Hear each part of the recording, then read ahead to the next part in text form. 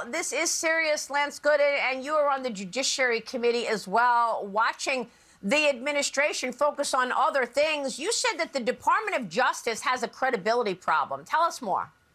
Yeah, I do. You know, the Department of Justice with the FBI, the things that we've seen come out just in the last 2 months with big tech, with the investigation of school board meetings, here recently we saw with the Catholic Church.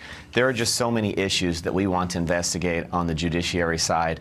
And I think that the men and women, the day-to-day men and women of the FBI are great people, but the leadership in Washington really needs some reform. And I'm looking forward to bringing them in before our committee. We've got a lot of questions for them. We've got a lot of questions for them about past elections, interference in elections.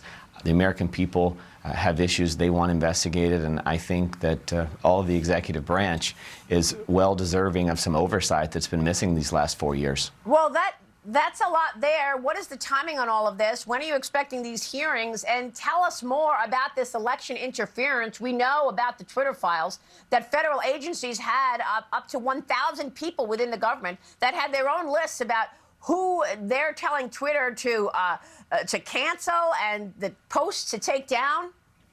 Yeah, it's crazy. We expect these document requests to come back toward the end of March. I think you'll start to see some of the more explosive hearings around April and May and into the summer months. But we've only had subpoena power as a committee for about the last 2 or 3 weeks. It took a while to get organized. The Democrats, along with Republicans, had to agree to the membership of the committee. They did everything they could to slow down our getting started. And now that we're going, we are issuing these requests. We're issuing these subpoenas. We are bringing in witnesses for depositions, and I believe the American people are going to be presented with a very strong case over this next year and going into the election year, and they'll have the facts that they need. I get a lot of questions about why are you all pushing legislation that you know will never get to Biden's desk, and if it does, he'll veto it. And the answer is we want the American people to know that Republicans are working hard, whether it's on the budget or on the border, to deliver for the American people. And at the end of the day, when it's time to elect a president and deliver majorities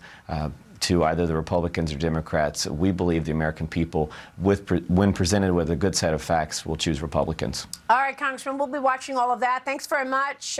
Jody Arrington and Lance Gooden, good to see you both. Thank you, sirs. Quick break, and then the federal investigation.